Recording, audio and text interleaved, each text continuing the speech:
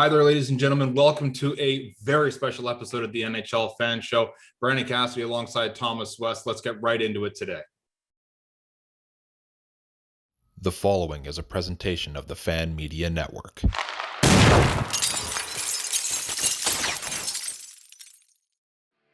Yeah, looking forward to this episode, Brandon. Obviously, it's the first time we've got to do a team preview show on a team that is actually our team, so I'm excited to get into this miracle run so far by the Habs. It's interesting that you say our team because it's kind of a Canada versus the United States team, but I mean, Tampa Bay have lots of Canadians on it, invaluable players to them, but this particular episode being about the Montreal Canadiens, a special about them, their road in the playoffs so far, how they've gotten to where they've gotten to. So let's just kind of recap, start things off here.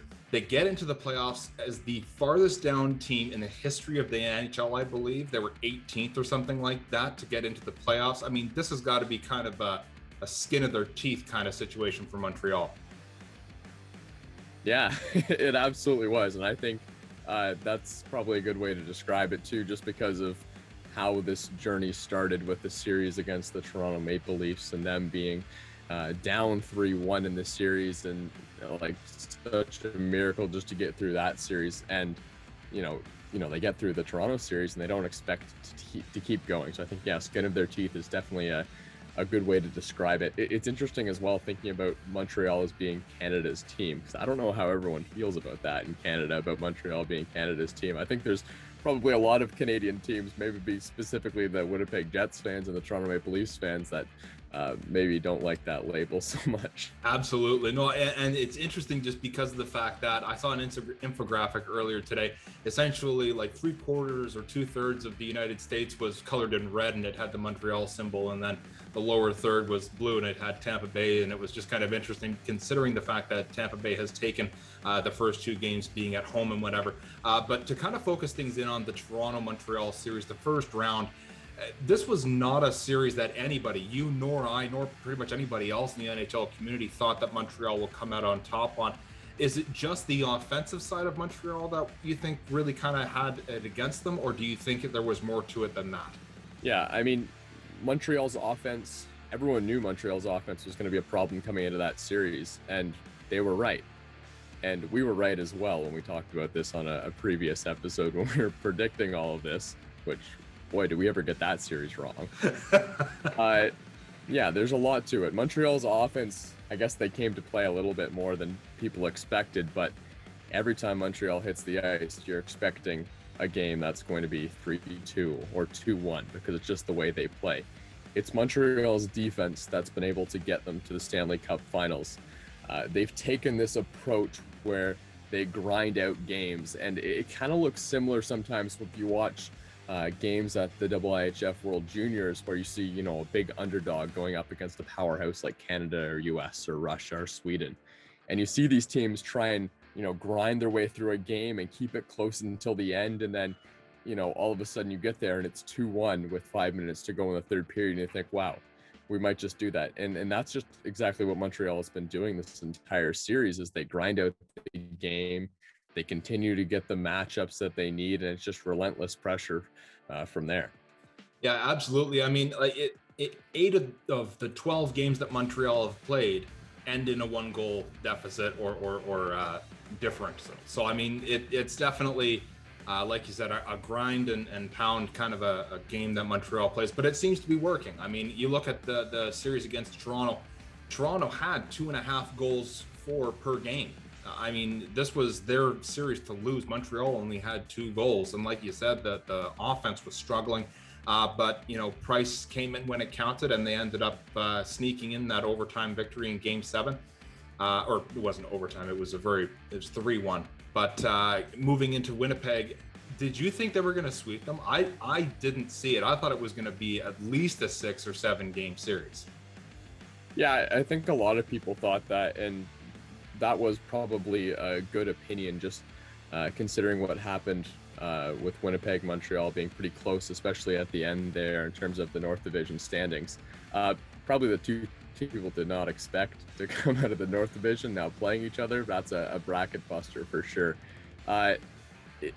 you kind of think, well, if the Montreal, this is kind of the simple logic, I guess. If the Montreal Canadiens were to be able to beat the Toronto Maple Leafs, who are clearly the best team in the North Division, then why couldn't they beat the Winnipeg Jets, who are a much worse team?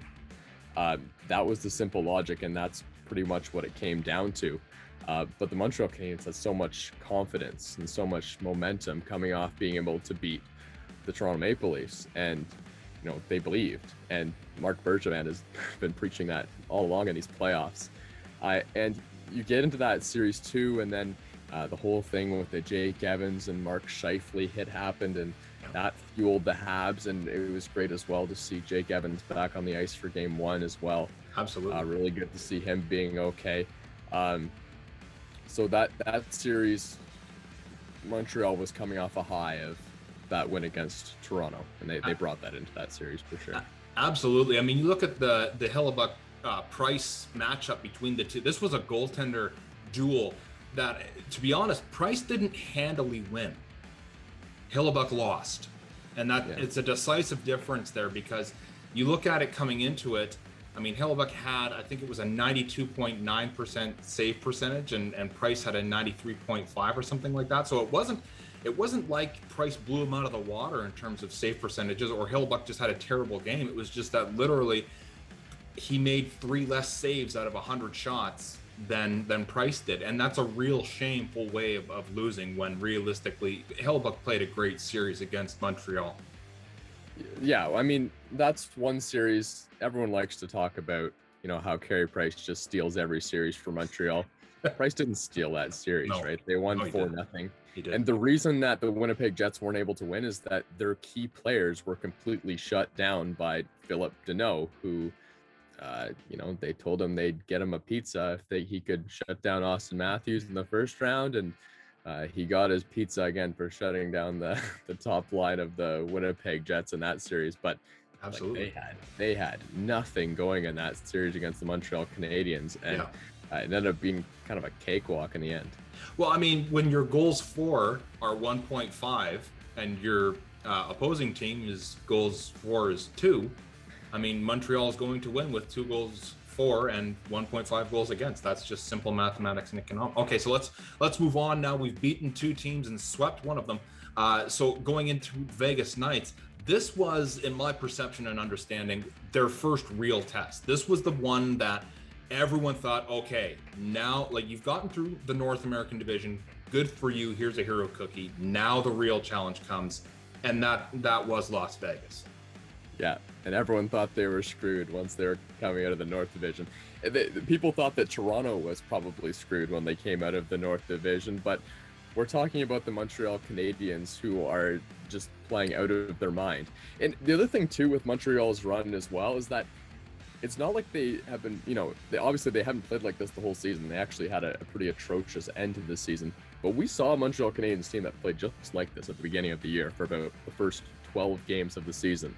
Absolutely. And I think that they've just showed up again. And I mean, it was interesting. You look at the Vegas series, and it took Montreal a game to figure out where they were at and how they were going to have to play the Vegas Golden Knights. And in the first game, I came home and after watching that game, and I talked to my friends about it, and it was like, well, Montreal just doesn't have a chance. Like they're not even close. But they I don't know why I ever doubted them because of what they were able to do in the first 2 rounds. And the Philip Deneau line just went back to work. One of the most electric players, the captain on the Vegas Golden Knights, Mark Stone, wasn't able to get anything going the entire series. Marc-Andre Fleury, he was okay, but boy, was that ever a fatal giveaway to Josh Anderson in a crucial time in that series. That gave Montreal an overtime, or led to Montreal's overtime victory. A lot of things went right for Montreal in that series, but they gave themselves a chance by shutting down the Stars again. Yeah, I mean, looking through it, I mean, Marc-Andre Fleury, I'm glad you mentioned him, because this was something that a lot of people actually hang this on Fleury. I have to be honest with you, Marc-Andre Fleury played some of the best teams in the NHL and still came out the other side with a 91% save percentage. That is unbelievable. He played the Colorado Avalanche, he played the Minnesota Wild, and then he came up against the Montreal Canadiens. Now, the Canadiens had a couple of good games. He had an 87 and an 88.9% save percentage. No, not his best shining moments. True enough. However, he came back with a 96.6 in his next game. So, I mean, it's tough to pin this just on Fleury. And like you said, Mark Stone just couldn't get anything going with the Din line. I mean, this was a total team effort, and I totally commend the Montreal Canadiens for going forward. Speaking of notable players, let's kind of jump into by position here. Let's go by forwards. Who stood out to you so far in these playoffs? I mean, the top line for me for Montreal has got to be the most of note to date. Yeah, so Cole Caulfield, a guy who's played 10 games in the NHL. Pretty interesting to think that now he's in a Stanley Cup final, and I know it's looking kind of bleak for Montreal right now, but what a legend he would be if he won a Stanley Cup only playing 10 games in the NHL. This is a guy who every time you give Cole Caulfield the puck, people worry. And I think it was a little bit more prominent earlier in the playoffs. People are starting to figure out Cole Caulfield, and they're realizing that you can't give Cole Caulfield any space. So, people realize that he's a shooter, and he's going to shoot, and every single time he shoots, he's either getting some kind of a dangerous rebound or the puck's going into the back of the net. That's right. And he just complemented so well by Nick Suzuki and Tyler Toffoli on that line. They've been fantastic. I think we really saw how valuable a guy like Joel Armia was to the Montreal Canadiens, playing on that, fourth line, we'll say, or as Joe Bowen would probably call them, the geriatric line. Exactly. That line's been really impressive as well. A bunch of old dudes on that line, but I got a bunch of guys with a lot of playoff experience with Eric Stahl and Corey Perry. Those guys have stood out for sure. The guy that I don't think people look at enough is Philip Deneau, and his job every single series is to shut down probably the best player on the other team. He is being tasked with that again in this series against the Tampa Bay Lightning, and Tampa Bay have found a way to get away from those kind of matchups. You see that top line with Nick Suzuki, Toffoli, and Caulfield, and they're getting that Yanni Gourde line up against him. So you kind of see what Montreal's structure is, right? Things have to go the way they want them to go to win the games. So those are, I guess, the forwards that stand out to me, but definitely give some credit to Philip Deneau as well. Absolutely. No, I completely agree especially with the fourth line, Armia and Perry and Stahl. I mean, I was kind of hoping to see a little more of the old Stahl and the old Perry, to be honest, in these playoffs. I mean, they're all sitting at 8 and 9 points individually. So, I mean, it's nice, but they could be better, if that makes any sense. I mean, the number one line, though, I mean, Deneau definitely needs to shut them down for Tampa Bay, but Caulfield, Toffoli, as well as Suzuki, these are great series for these players so far. My problem so far in this particular finals is they're a -5 rating. You're not going to win a Stanley Cup if your number one line is a -5 rating. And this is a big problem, just for the offense at the very least. And I think that Montreal's starting to figure out that it's going to take the whole team to pitch in on this. Like you were mentioning earlier, Anderson, another great player that needs to kind of step up more into the offensive side of things to help out with the rest of the team. Let's switch over to defense now. I mean, Shea Weber for me has had a lights out playoffs. He's at a +2 rating for the entirety of it. He's been great in terms of captaincy, leadership. He's been physical. He's been a presence in front of the net, as well as clearing net for Price. I mean, he's been doing his job well. Yeah, I think every line except Gustafsson and Merrill. I think those are their two kind of weak points there on the defensive side of things for the Montreal Canadiens. Everyone's solid. I know Ben Sherratt had a little moment there last game and game 2, or no, it would have been in game 1 when he tapped that puck into the net with his hand. Boy, was that ever frustrating to watch. The defense have had a few moments in this series. Some of the forwards as well have had a few moments. I'm recalling a brutal Eric Stahl turnover in one of the Vegas games when they got on the board first. Actually, I think that was the Josh Anderson late goal game. Anderson, yeah. Yeah, all the defense for Montreal have been very good. And I think that's Montreal style as well. They have a lot of defensemen who are big guys. And that seems to kind of be the strategy, but they're big guys and they're not particularly slow guys. And that's where I think the problem is in actually Montreal's defense sometimes for shutting down the other team, because they actually do have a little bit of a hole in their defensive side of things. I don't think there's a lot of playoff teams that have guys like Eric Gustafsson and John Merrill sometimes being asked to shut down top lines. You see some fast guys, like I think it was Braden Point on Gustafsson the other night, and that was an absolute mess trying to see him defend some of their quicker guys on the Tampa Bay Lightning. Absolutely. But up until this point, I think the defense have really stepped up for Montreal.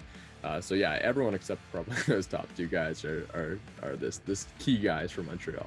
Speaking of defensive and kind of rough to watch, I mean, even last night's game, watching Evansson turn over that puck, bouncing it off of the end boards, right back in front of his own net, hanging Price out essentially to dry because he had no idea where the puck even was. It speaks to the speed of Palat, I think, who got the actual goal in the end there.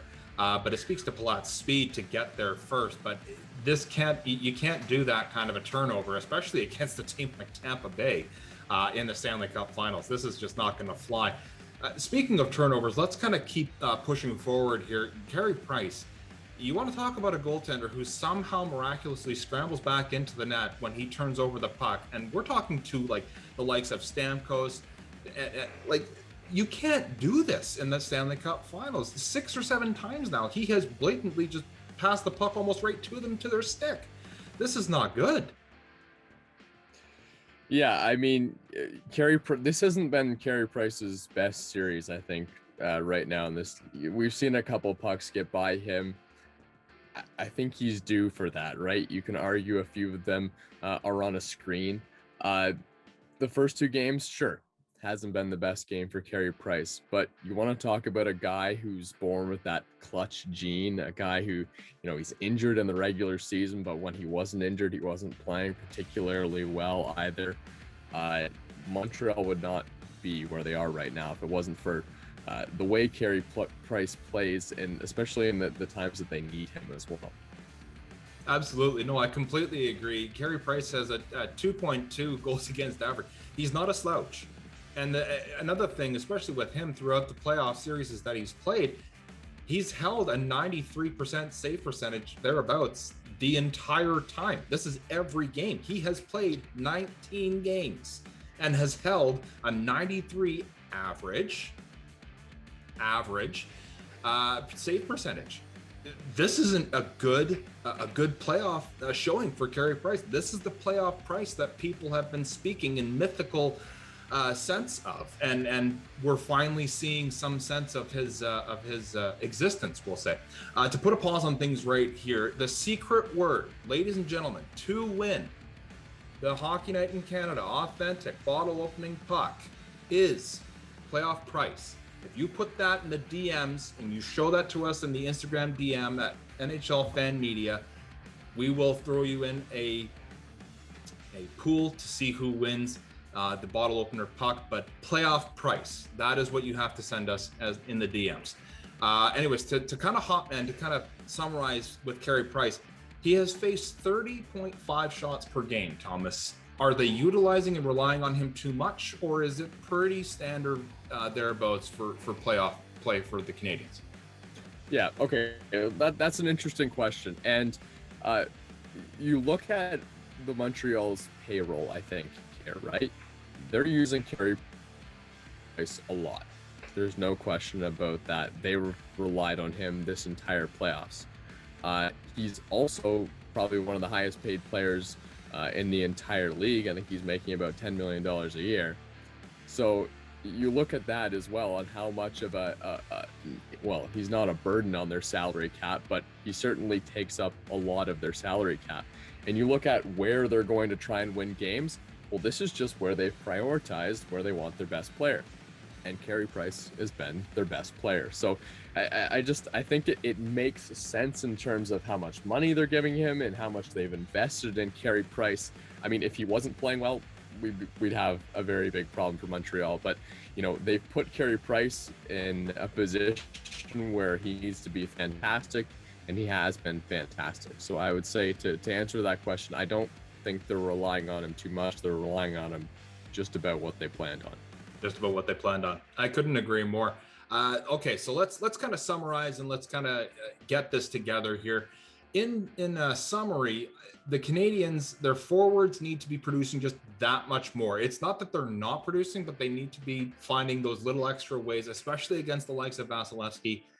You're going to have to put that extra oomph into your play to really make the difference and win playoff series, especially against the defending Stanley Cup champion like Vasilevsky. Defensemen, I think we've noted that they've played well, and they really are the reason that Montreal has gotten to where they are right now. And playoff Price, as we've mentioned, is doing his job, and to the point that we had kind of expect/hope to see him do it thus far. Thomas, is Montreal going to go ahead in this series and actually burst this bolt that seems to be holding them down in terms of matchups, or are they still going to suffer with the likes of Vasilevsky and Nutt? I talked to a Montreal Canadiens fan today in passing, and game one, obviously Montreal fans were very discouraged, but we've seen that before, especially in the Vegas series where they don't have their best game in game one. They came out to play last game. The shots were 29-8 in the second period. Montreal played well enough to win that game. They didn't get the bounces, and they made a few mistakes in key areas. Absolutely. Montreal cannot afford to lose another game like that they should have won. And when I was talking to that Habs fan today, they said, well, Montreal came out to play. They looked like they belonged last game. If they play more games like that, it could go either way. In fact, they could probably play worse than that, and it could go either way. Yeah. I don't think the Montreal Canadiens are going to get swept away by the Tampa Bay Lightning. They love playing at home. I know that their request for increased capacity isn't great, but or it was denied, but those 3,500 fans at the Bell Center in Montreal will be cheering very loud, and the Montreal Canadiens appreciate it, and I think that is definitely going to give them a boost. But Brandon, they just need a bounce. They need some kind of a bounce to go their way and get this series back on track. Yeah, one might say if they had any luck, they'd have no luck. If they didn't have any luck, they'd have no luck at all, literally. It's so, I mean, looking at it from the Montreal Canadiens point of view, I tend to think that, you know what, I don't know that they're going to come out on top on this one. I've been saying this all playoffs long, so maybe I'm just going to give them the Stanley Cup by saying this.